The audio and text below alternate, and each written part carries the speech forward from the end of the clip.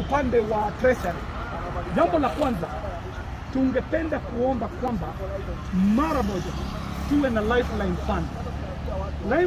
Lifeline fund kazi yake itakuwa ni kuhakikisha kwamba hakuna Mkenya ambaye atalala njaa katika wakati huu. Jambo la pili ambalo tunaomba ni kwamba serikali iweze kuwasimamia wale ambao wanafanya kama wako na madeni ama wako na loan ambazo wamechukua.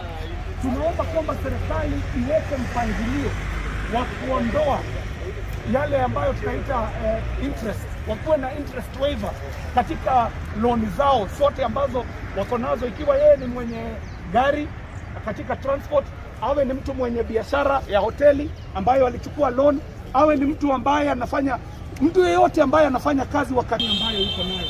Lakini tukumbuke pia Kenya, nchi yetu, tunajua kwamba waziri hope and fraternity to the people of Kenya. We particularly note worrying emergent issues that threaten the stability, peace, cohesion, and integrity of our nation, and wish to lend our voices to them. These issues include the following. 1, state-instigated violence. We are deeply concerned with the escalation of political violence instigated by state agencies and what looks like glorification of chaos and encouragement of a backward culture of political criminality. On our part, we will lead the way in ensuring that our political discourse is devoid of violence. We continue to propagate an ideology of principled engagement, peaceful coexistence, brotherhood, solidarity, and compassion. The evil scheme, which began with the targeted withdrawal of security of members of parliament, has now been extended to total withdrawal of official security coverage by police officers at meetings attended by the Deputy President. This is not only malicious discrimination, but it is also reckless dereliction of duty by the National Police Service and a grave threat to national security. We are aware that a special officially sanctioned, underline that, officially sanctioned hit squad has been formed to perpetrate political violence as witnessed in Keno, Murang'a County, and Msambweni in Kwale, and that it has been tasked to cause violence at the Deputy President's functions that were held at the coast this last weekend. We understand that the squad's mission is to instigate targeted political violence, kidnap political leaders, and execute political assassinations. We shudder at the thought of Kenya going back to the ominous, dark era of political assassinations that characterized the late 1960s, 1970s, and 1980s. As a nation, we deliberately took a categorical historical decision to abandon that era of grief, terror, and mayhem, and declared that never again would we backslide. These developments, therefore, herald a horrific betrayal of Kenya and all Kenyans.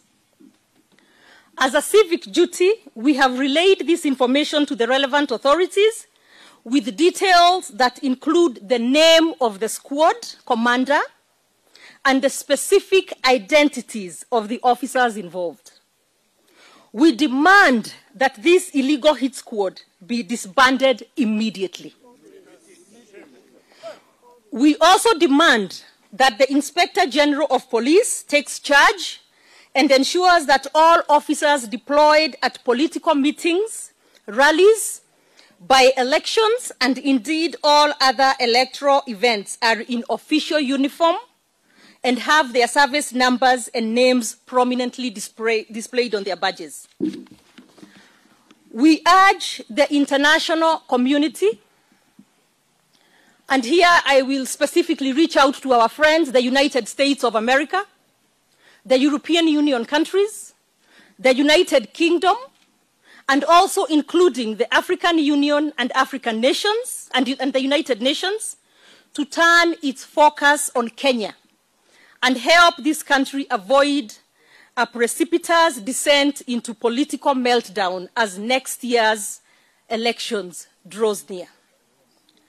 It is because of many international allies who stood with Kenya in the past that we overcame colonization, dictatorship, and other forms of tyranny. We call upon them all once again, including the European Union, the USA, the United Kingdom, and all friends of Kenya to stand watch and monitor our soaring political environment. Thank you.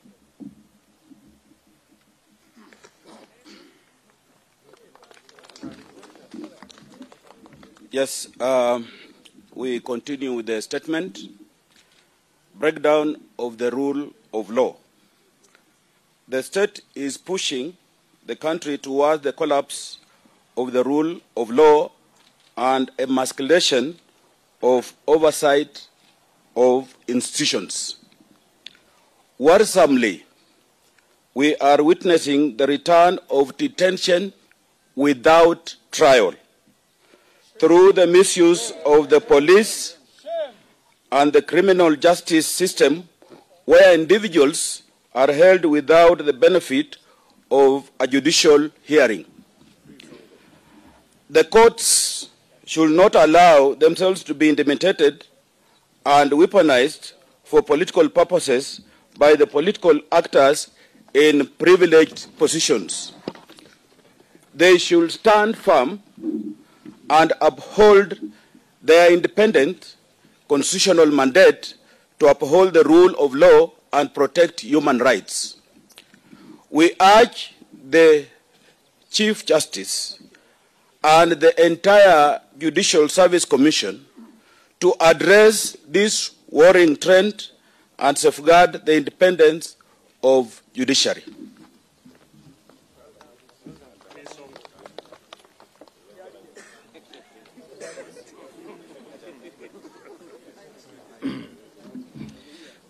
We are concerned by the emergence of a deliberate policy to reintroduce ethnic mobilization and regional balkanization of our politics. This follows a perverse big tent political model where self-appointed ethnic chiefs are invited to dictate and also eat on behalf of their people. The tragedy of this model is that it makes ethnicity to be the focal point of politics, turning toxic ethnic contestation into the key feature of our democracy. For a long time, the country has yearned for an issue-based political discourse. The Hustler Nation's agenda and platform rest on such a pedestal. This is why we have consistently endeavored to shift national discourse from the retrogressive and divisive politics of tribe to a new conversation that is inclusive and focused on a bottom-up empowerment approach. It is the only way to meaningfully harness the dividend of democratic governance and realize the promise of shared prosperity. We intend to broaden the base of participation and contribution to nation building and extend the reach of our prosperity. We reaffirm our commitment to focus our political and intellectual energy to this issue-based conversation and shall continue to reject the invitation by our competitors to a narrow, selfish, and visionless agenda based on tribe, regions, and ethnic political kingpins.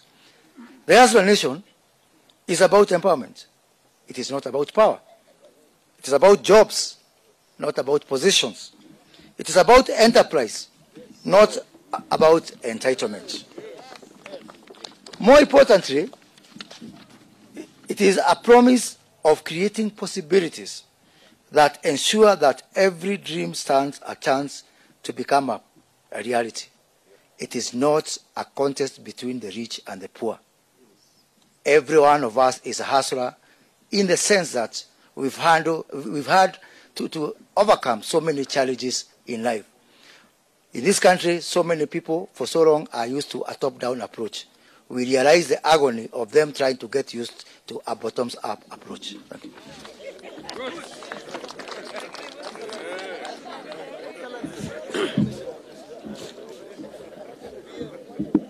I'll read the final part in English and then allow two of our colleagues to speak in Swahili. Oh yeah, there's a part. Let me speak about BBI and the referendum. As leaders, we are in touch with the people on a continuous basis and with their needs and aspirations.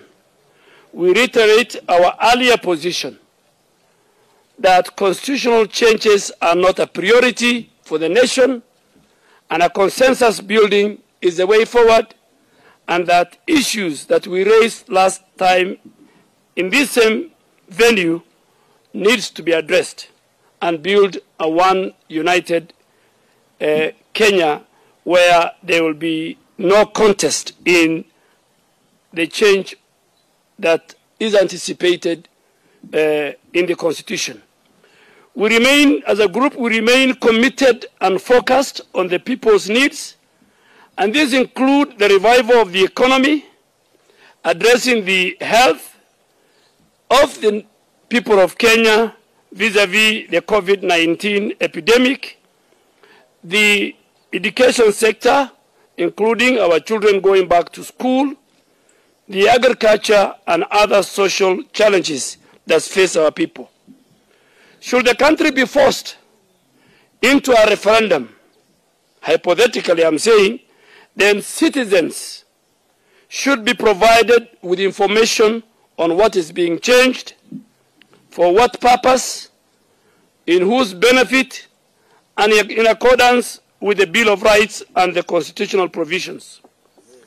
Consequently, citizens, as guaranteed in the Bill of Rights, should be allowed to decide in an environment that is devoid of intimidation, blackmail, use of force, and above all, bribery. Consequently, it has been our position that citizens should be allowed a free choice to vote in a multi-choice referendum where each and everybody is allowed an opportunity to vote in favor of the clauses that benefit the nation as opposed to those clauses that they feel are beneficial to a few elitist political class or leaders that want to sustain both power and privilege in terms of resources for their own good. So we are saying, and we are telling the people of Kenya, that you go to the polls in the event we go to a referendum, and you make a choice based on your own decisions as a nation. So we are telling our competitors and those who are pushing the BBI agenda that if it is in the interest of the people of Kenya, in your opinion, why do you want to use intimidation? Why do you want to blackmail people? Why do you want to use force? Why do you want to detain people? Why do you want to bribe the MCS? Why do you want to use state organs? And I really want to finally urge the third arm of government, the judiciary. We are watching you as legislators, as the people of Kenya. You are the defender of the citizens when they become victims of the executive or the legislature. Thank you very much.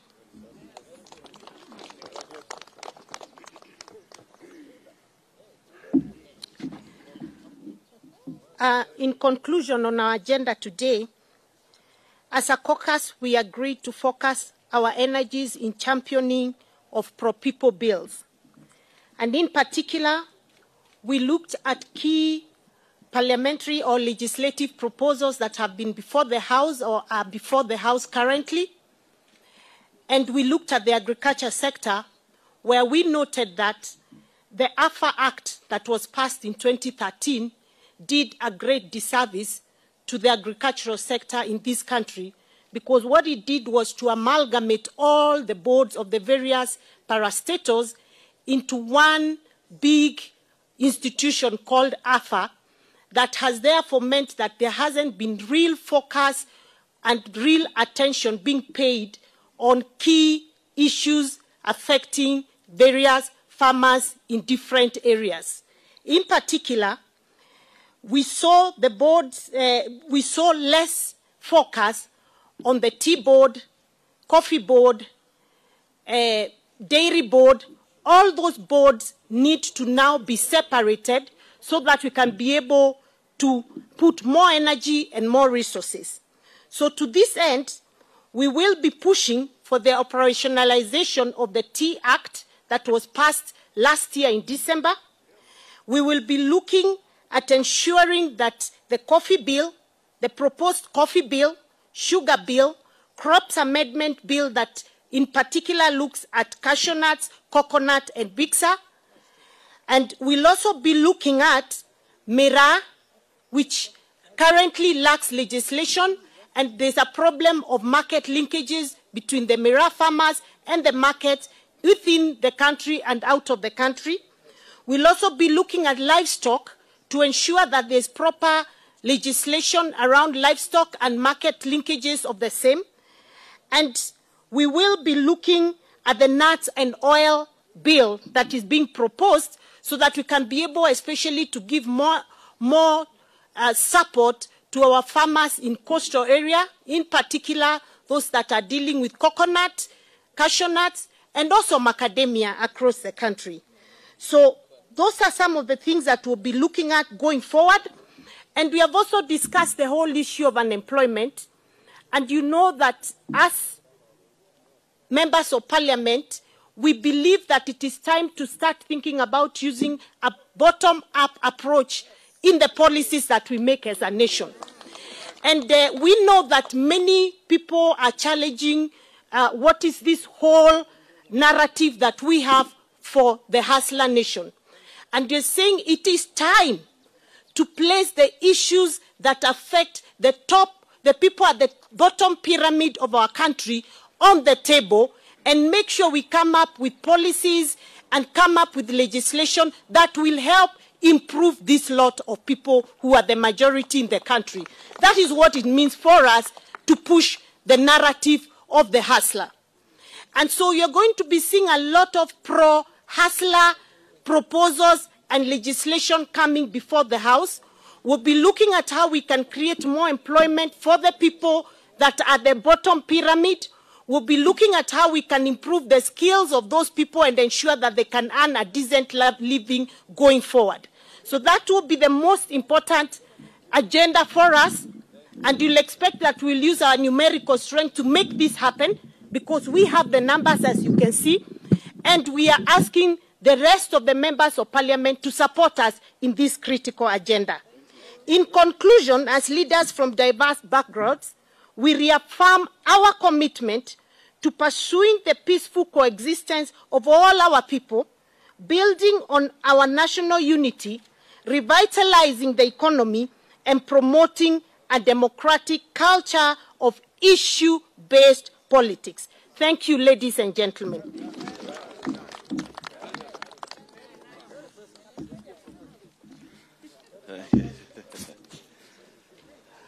Asanteni sana.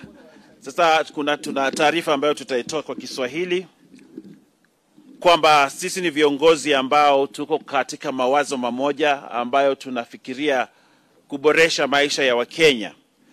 Na kwamba leo tumekutana hapa kuangalia mambo ambayo kwa sasa ni kama matatizo ambayo yanatukumba. Mwanzo kwamba kuna njama fiche ambazo zinapangwa ili kuvuruga amani katika ile mikutano ambayo huu mrengo wetu tunaufanya.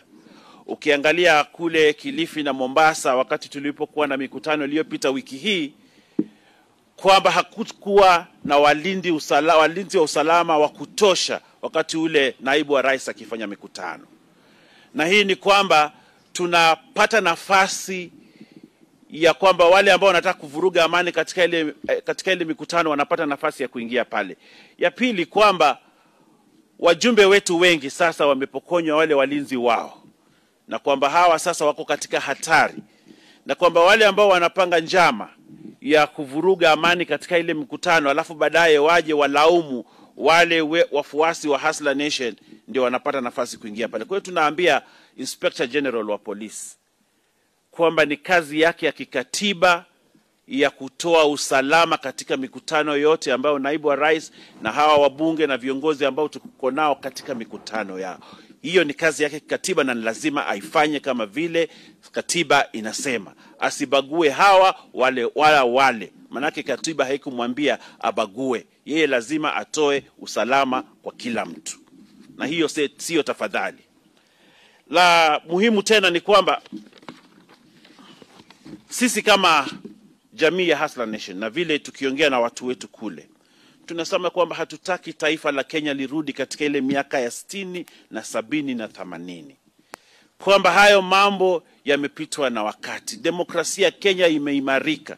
Kwa hiyo lazima taifa la Kenya liendelee mbele na amani, na hatutaki kurudi katika zile siku za nyuma za giza ambazo zilitatiza Wakenya wengi. Sasa tunapiga kusonga mbele, sio kurudi nyuma kama Wakenya. Kwa hiyo tunaambia vyombo vya usalama kwamba vihakikishe kwamba vimetoa usalama kwa kila Mkenya na katika mrengo ule wowote wa kisiasa. Sasa tunaona wengine wanapewa usalama zaidi kuliko wengine katika hili taifa la Kenya. Kwa hiyo tunawaomba kwamba, na tunamwambia Inspector General wa Police kwamba ni kazi yake na lazima aifanye. Na wale askari ambao wanaletwa, siku hizi tunaona askari wanakuja wako na plain clothes, hatuelewi hawa ni askari, hawa ni wakora, hawa ni watu gani. Tunawaambia kwamba kama ana deploy askari kukuja katika mikutano, wote wavae sare rasmi za polisi na tuone baji zao na tuone majina yao ili tujue hawa ni kina nani. Pia tunataka kuongezea kwamba kama taifa la Kenya na sisi kama viongozi, umaarufu wa Kenya ni bora zaidi kuliko umaarufu wa mtu mmoja. Na kwamba sisi kama taifa lazima tukae kama jamii moja, na pia tunaambia jamii ya kimataifa kwamba waangalie kwamba hii Kenya isirudi nyuma na kwamba tusiwe na fujo kama zile tulizoziona zamani. Kwa hiyo tunaambia marafiki zetu wa kitaifa, wale wa kutoka kule Marekani, Umoja wa Kitaifa, African Union, kwamba waweke darubini zao katika hili taifa letu ili Kenya izidi kuwa na amani. Na hao ni marafiki, akufaye kwa dhiki ndiye rafiki. Nataka kuongea kuhusu utovu ama uvunjaji wa sheria hapa Kenya. Na nisikitiko kwamba serikali inaweza kujitumia ama kutumia maafisa wake ama vyombo vya usalama kuvunja sheria. Tumeona kwamba sasa watu wanawekwa vizuizini bila kupewa nafasi ya kujitetea katika taifa hili letu la Kenya. Na tunauliza mahakama kwamba isikubali kutumika mahakama kuvunja sheria, ama vyombo vya usalama vya kitaifa kama vile polisi wasikubali kutumiwa kuvunja sheria. Na pia tunaambia mahakama wasitumiwe kama vyombo vya kuharibu mambo ya siasa hapa Kenya. Tumeona watu wetu wengi wakipelekwa mahakamani sio kwa sababu wamevunja sheria, lakini kwa sababu wanataka kusukumwa huku na pale. Kwa hiyo tunaambia kwamba mahakama ikatae kutumiwa katika mambo ya kisiasa na isimame kulinda haki za binadamu na haki za Wakenya wote. Kwa hiyo tunawaomba sana mahakama wasimame na sheria na wasimame na ule mkataba ambao tuliwekeana Wakenya katika ile sheria kuu ya Kenya. Jambo ambalo ni muhimu tena ni kwamba tumeona formations za kikabila. Kwamba sasa hii Kenya inagawanywa kwa mikabila, kabila hili, kabila ile. Na hiyo sisi tunaona kwamba inaashiria mambo mabaya tukiingia katika uchaguzi wa 2022. Kwamba ukabila isiwe ndio ngao ya kutafuta uongozi hapa katika hili taifa la Kenya. Na wale ambao wanatafuta ukabila kama nguzo yao ya kutafuta uongozi, tunawaombea washindwe katika jina la Yesu. Kwamba hili taifa la Kenya sasa sisi tunataka kumaliza mambo ya ukabila, tunataka kuangalia Mkenya kama Mkenya. Wakenya wale maskini ambao hawana nafasi wapewe nafasi ya kupanda juu, waendelee na maisha bora zaidi. Tumeona hapa Kenya watu walikuwa maskini wamepanda polepole mpaka wamefika pale, sasa wanaheshimika na wametoka katika uchochole.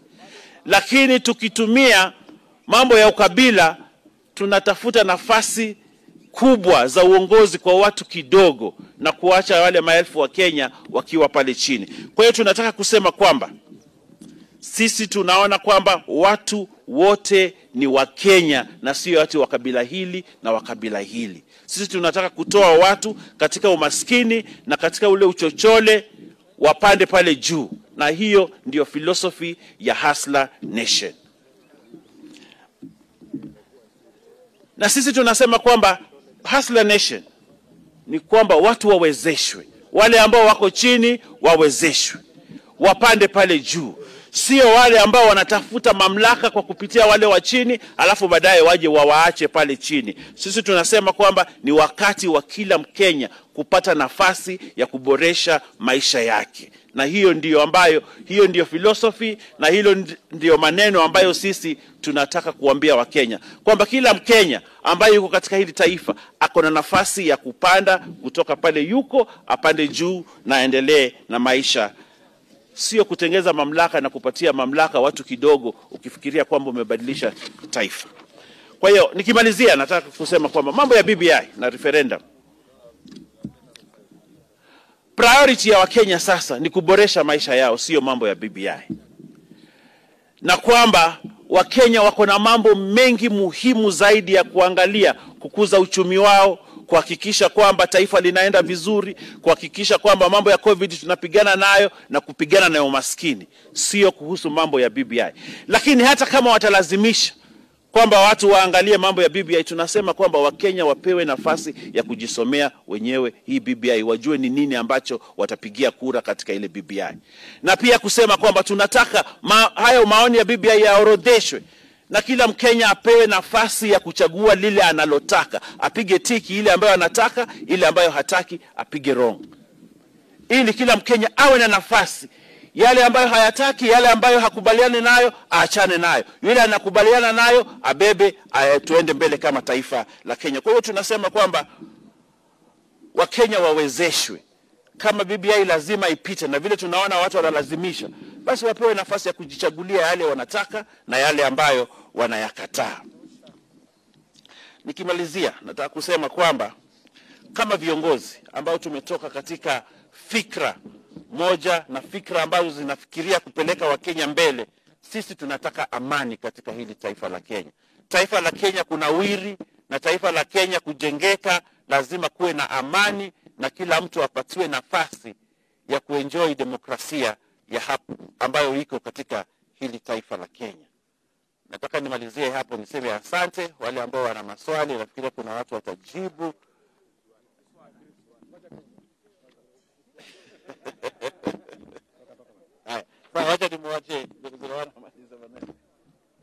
We also discuss the unfortunate utterances from one Junet Mohammed, bordering on incitement and hate speech against a person with disability.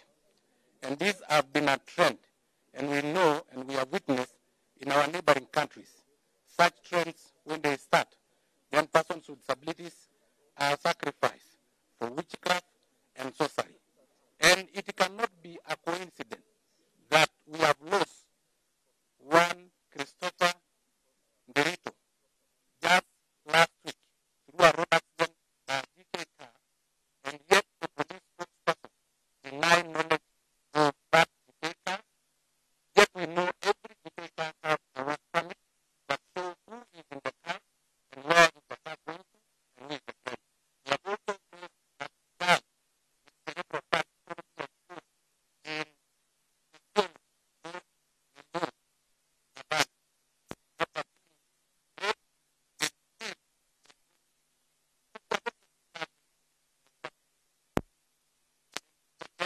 the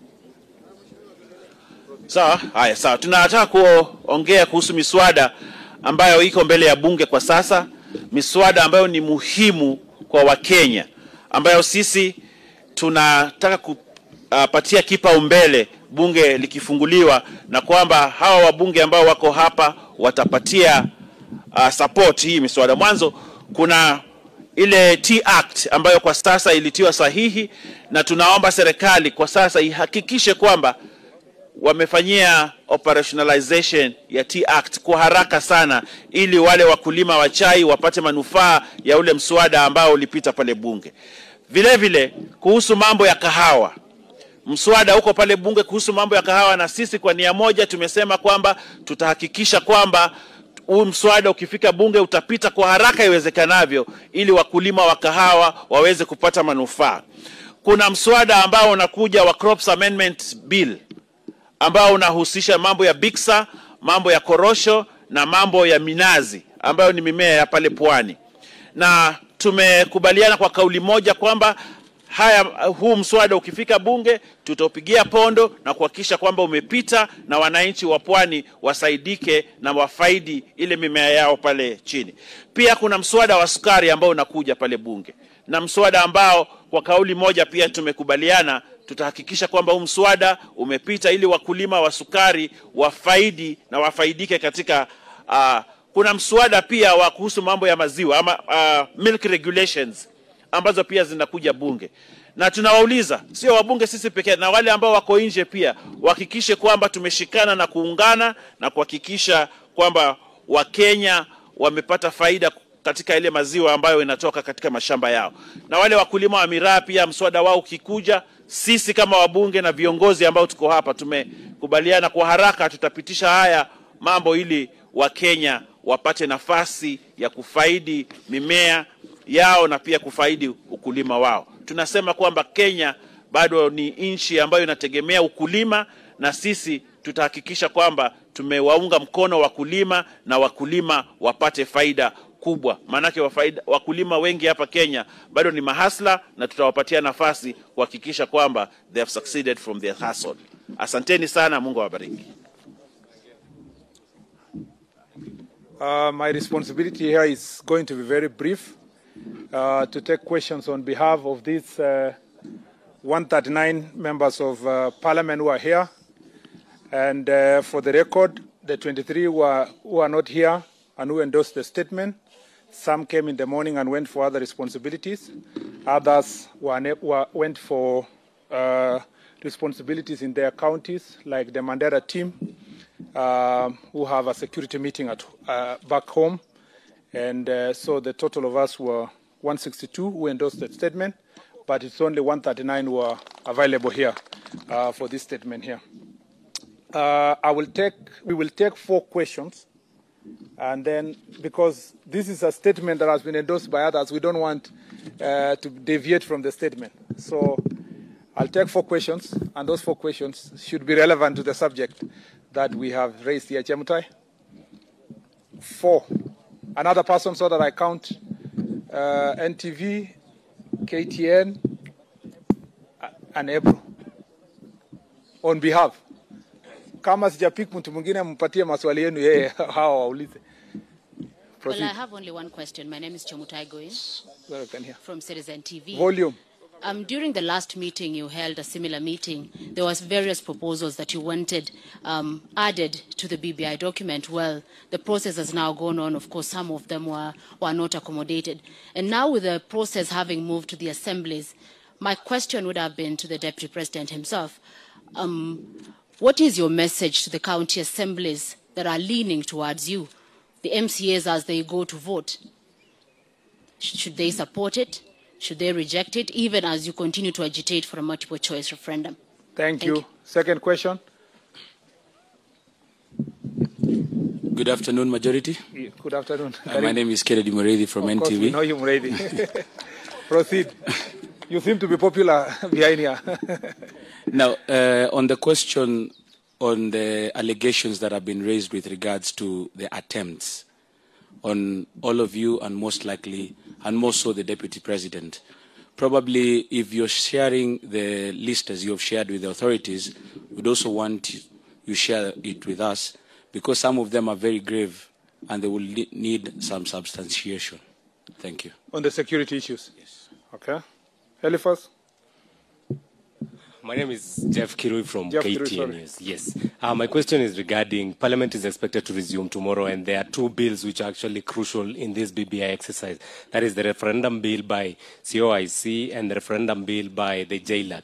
What exactly is your position on those two bills moving forward? What is your position now that you've said that you're going to focus on bills that are relevant to the common mwananchi?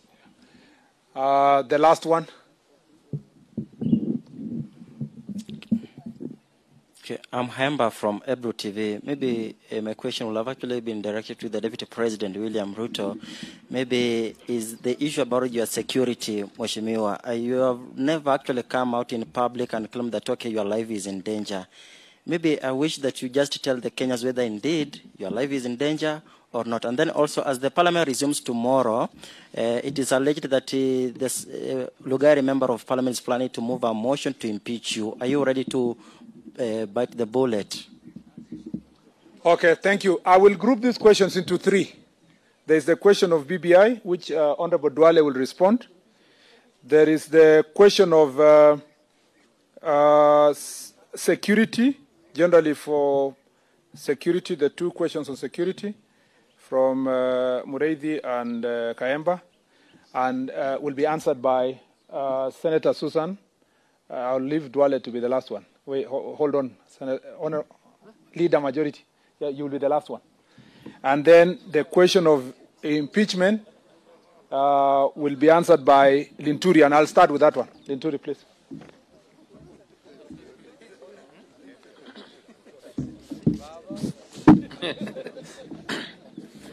Yeah, let me say I'm really surprised to hear that there is that intention to impeach the Deputy President. I'm saying I'm really surprised to hear that there is somebody who wants to bring an impeachment motion against the President. And if what I've been reading is something to go by, is a motion that is being brought by even a member from a party that I think is ANC, if I'm not wrong, or if my memory serves me right. But I think the most important thing is, we want to say is, let's not be so much speculative. That matter did not come as an agenda for discussion. I think the best thing to do, how to approach the matter is, we'll have to wait. If there is anybody who wants to bring it, let him bring it on. And I think when it finds its way on the floor of the House, then the members of Parliament will deal with it as at that time. So for now, I don't think it's anything that really worries us as a caucus or as a team. Thank you. On the question of security, I will request Honorable Alice Waume to respond.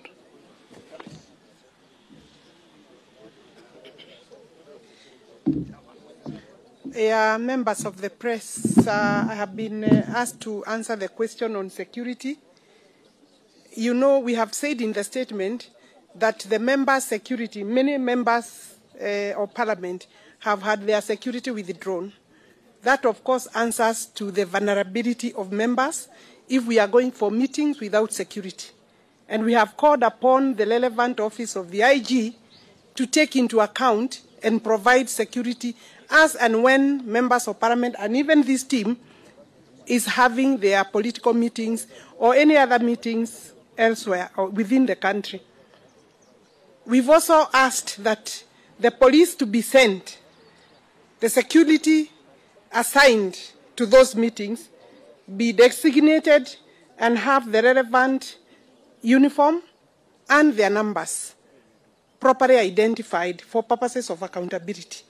The last one is the names. You are asking for the names of the people who may have been assigned some of the duties. Obviously, we have, you know that if we were to give you the names, then we would be preempting the investigations, and the relevant officers have been given the necessary full details and information of those people And we have also called for the disbandment of the unit. I think that has been answered, including the security of His Excellency the Deputy President. Once the security is not sufficient, I think you obviously can tell that then the issue is not tidy. Thank you very much.